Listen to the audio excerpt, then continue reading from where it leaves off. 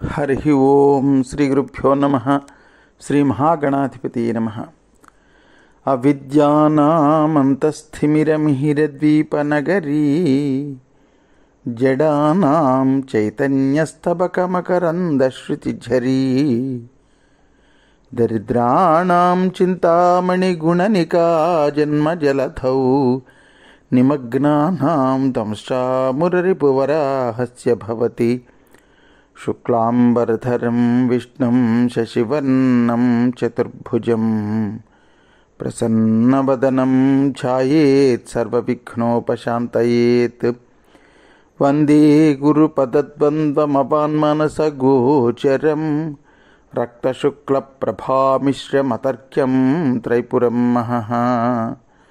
సానందమానందవనే వసంతం ఆనందకందం హతపాపబృందం వారాణసీనాథమనాథనాథం శ్రీ విశ్వనాథం శరణం ప్రపద్యే.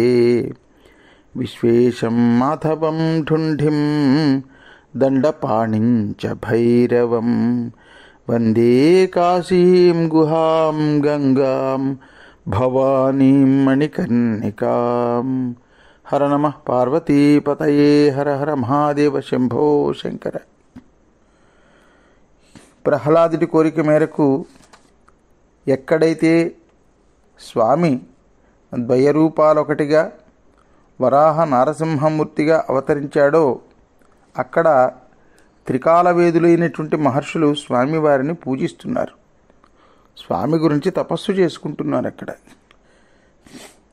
అదే సమయంలో శిరీష అనేటటువంటి అప్సరస, శిరీష అని కొంతమంది అంటారు, ఊర్వశి అని కొంతమంది అంటారు, కానీ మనం ఇక్కడ కథలో భాగంగా శిరీష అనే పేరుతోటే చెప్పుకుందాం.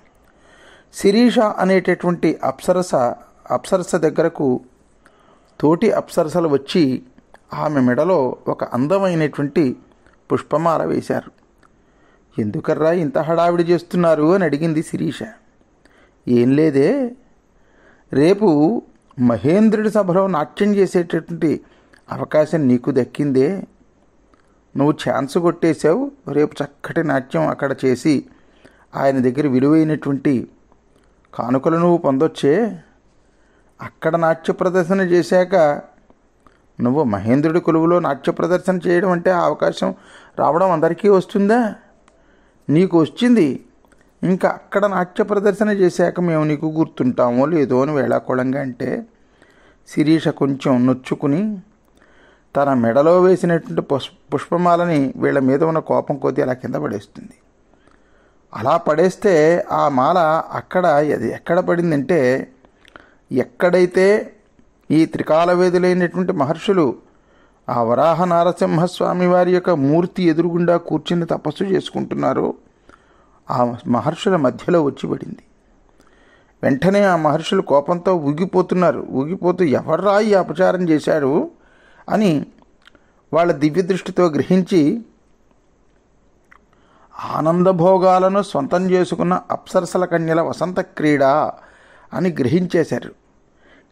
వాళ్ళు ఎప్పుడైతే గ్రహించారో కోపంగా నారాయణ నారాయణ అనుకుంటూ నారద మహర్షుల వారు అక్కడికి వచ్చి ముక్కు మూసుకుని భగవంతుడిని ధ్యానం చేసుకునేటటువంటి మునిపుంగవులు అప్సరసల గురించి చర్చించుకుంటున్నారేమిటి అన్నాడు. అంటే వాళ్ళన్నారు, ఉన్నది నారద అప్సరసల యొక్క మిడిసిపాటు అని కాస్త కోపంగా అంటుంటే మధ్యలోనే నారదుడు అవును శిరీషది మిడిసిపాటే, అది సహజమే అంటుంటే మళ్ళీ వీళ్ళు అడిగారు, అదేమిటి నారదా అంటే నారదుడు అన్నాడు, రేపు దేవేంద్రుడి సభలో నాట్యం చేసేటటువంటి అదృష్టం ఆ శిరీషకు లభించింది అన్నాడు. అంటే అందులో ఉన్నటువంటి ఒక మహర్షి విపరీతమైనటువంటి కోపం వచ్చి, అయితే ఆ మహదానందంలో సర్వం మర్చిపోయి సాక్షాత్ వరాహ నారసింహుణ్ణి అవమానిస్తుందా అని క్రోధంతో ఊగిపోతున్నాడు. ఆ క్రోధావేశంలో శాపం పెట్టేయడానికి ఉపక్రమిస్తుంటే నారదుడు తొందరపడకండి, రేపు ఆ దేవేంద్రుడి కొలువులో శిరీష నాట్యం ఎలా పరిణమిస్తుందో నేను చూస్తాను అని మళ్ళీ నారాయణ నామగానామృతం చేసుకుంటూ వెళ్ళిపోయాడు. ఆ మర్నాడు దేవేంద్రుడి యొక్క సభలో శిరీష, జిగీష అనేటటువంటి ఇద్దరు కూడా అత్యద్భుతమైనటువంటి నాట్యం చేశారు. సరిగ్గా నాట్యం ప్రారంభమయ్యే సమయానికో లేదా నాట్యం మధ్యలోనో నారద మహర్షుల వారు అక్కడికి చేరుకున్నారు. దేవేంద్రుడు స్వాగతం పలికాడు నారద మహర్షికి. నారద మునీంద్ర, చూశారు కదా ఈ శిరీష, జిగీష చేసినటువంటి నాట్యం, ఇద్దరిలో ఎవరు విజయులో మీరే నిర్ణయం చెయ్యండి అన్నాడు. అంటే నారదుడు అన్నాడు, నాకెందుకు వచ్చిన గొడవ అని అనుకున్నటువంటి వాడి, నేనేమి భోగాలు అనుభవించేవాడినా ఏమిటి, ఏదో నారాయణ నామగానామృతం చేసుకుంటూ అలాగ లోకాలలో తిరుగుతూ ఉంటాను. రాగభోగాలను అనుభవించేటటువంటి రసిక శిఖామణివి నువ్వయ్యా దేవేంద్ర, నన్ను నిర్ణయించమంటావేమిటి?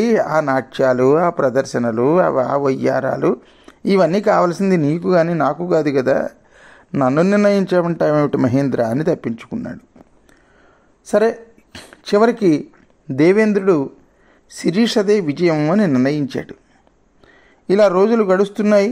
శిరీష అక్కడ చక్కటి నాట్యం విజయం దేవేంద్రుడి తోటి చక్కగా దేవేంద్రుడు శిరీషది విజయమని శిరీషని పొగిడాడు. ఆ పొగడ్తలు అందుకున్నటువంటి శిరీషకి అలా రోజులు గడుస్తూ ఉండగా ఒక రోజున కలలో ఆవిడికి ఒక అందమైనటువంటి ఒక యువకుడు, నవయవ్వన యువకుడు దర్శనమిస్తాడు.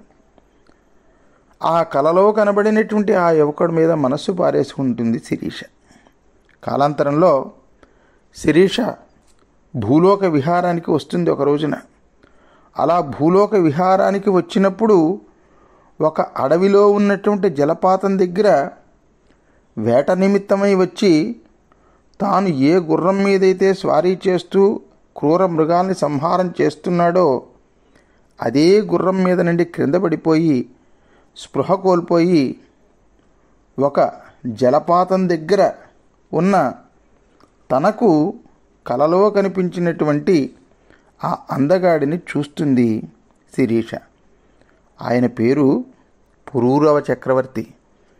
ప్రతిష్టానపురాన్ని పరిపాలించినటువంటి పురూరవ చక్రవర్తి. నవగ్రహాలలో ఒక గ్రహమైనటువంటి బుధుడికి, వైవస్వత మనువు కూతురైనటువంటి ఇలాదేవికి పుట్టినటువంటి బిడ్డడు పురూరవుడు. పరస్పరం ఇద్దరి మధ్యలో ప్రేమానురాగాలు చిగురుస్తాయి. అప్పటికింకా ఆయన పేరు ఆవిడికి తెలియదు, ఆవిడ పేరు ఆయనకి తెలియదు. ఇలాగా ఆవిడ భూలోకానికి రావడం, ఈయనతో ఆ ప్రేమ వ్యవహారాలు సాగించడం, మళ్ళీ వెళుతూ ఉండేది. ఇలా రోజులు గడుస్తూ ఉంటే ఒక రోజున ఇంద్రుడు నా కోరిక తీర్చు శిరీష అని తన కోరికను అంగీకరించమని అడుగుతాడు ఇంద్రుడు. ఆవిడ అంగీకరించదు. ఇంద్రుడు కూడా గ్రహిస్తాడు, ఈవిడ ఎవరినో ప్రేమించింది, అందుకే నా కోరిక తీర్చడం లేదని. తన కోరిక తీర్చడానికి అంగీకరించినటువంటి శిరీషను నువ్వు స్వర్గలోక ప్రవేశ అర్హత కోల్పోయి భూలోకంలో పడి ఉండు శాశ్వతంగా అని శాపం పెడతాడు. ఆ శాప ప్రభావంతో శిరీష శాశ్వతంగా భూలోకంలో ఉండిపోతుంది. అయితే దేవేంద్రుడి యొక్క శాప ప్రభావంతో భూలోకంలో ఉండిపోయినటువంటి శిరీష ఒక సామాన్య మానవ కాంతలాగే ఉంటుంది, అంతే కదా. అప్సరసగా ఉన్నప్పుడు ఉన్నటువంటి ఆ వస్త్రాలు, వస్త్రధారణ, ఆభరణాలు అవి ఏవీ ఉండవు. ఆ శాప తాలూకా ప్రభావం ఇటువైపు పురూరవుడికి కూడా తగులుతుంది. ఇంకో పక్కన పురూరవుడు ఆ అప్సరసకు శిరీషకు తనకు మధ్యలో నడిచినటువంటి ఆ ప్రేమ వృత్తాంతం పూర్తిగా మరిచిపోయాడు. భూలోకంలో తిరుగుతున్నటువంటి శిరీష ఆ పురూరవుడి యొక్క కొలువులోకి ప్రవేశిస్తుంది. ప్రవేశించినటువంటి శిరీషను పురూరవుడు అడుగుతాడు, ఎవరమ్మా నువ్వు అని అడిగాడు. ఎప్పుడైతే పురూరవుడు ఎవరమ్మా నువ్వు అని అన్నాడో, అంతగా ప్రేమించినటువంటి తన ప్రేమికుడు ఎప్పుడైతే అడిగాడో సతమతమైపోయింది శిరీష. ఎప్పుడైతే సతమతమైపోతుందో, ఎందుకమ్మా అలా నీలో నువ్వే సతమతమైపోతున్నావు, నిన్ను చూస్తుంటే ఏదో తీరని బాధతో నీ మనసు అల్లాడిపోతున్నట్లుగా ఉన్నది, చెప్పమ్మా నీ బాధ ఏమిటో, నిన్ను ఇంతగా బాధ పెట్టినటువంటి ఆ దుర్మార్గుడు ఎవరు? ఎందుకు అంటే ధర్మరక్ష పరుడైనటువంటి ఈ పురూరవుడి యొక్క రాజ్యంలో ఒక అబల కన్నీరు కార్చడానికి వీలు లేదు. అందుకని నీ బాధ ఏమిటో చెప్పు, నిన్ను ఇంతగా బాధపెట్టినటువంటి ఆ దుర్మార్గుడెవడో చెప్పు అంటే శిరీష చెప్పడం మొదలుపెట్టింది. శిరీష ఏం చెప్పిందో, తర్వాత జరిగినటువంటి వృత్తాంతం ఏమిటో మనం రేపటి భాగంలో శ్రద్ధగా వినేటటువంటి ప్రయత్నం చేద్దాం భక్త మహాశీలరా. అంతవరకు స్వస్తి ప్రజాభ్య పరిపాలయంతాం న్యాయేన మార్గేణ మహిమహీషాః గో బ్రాహ్మణేభ్యః శుభమస్తు నిత్యం. లోకాః సమస్తాః సుఖినో భవంతు, సర్వే జనాః సుఖినో భవంతు. హర నమః పార్వతీపతయే. హర హర మహాదేవ శంభో శంకర.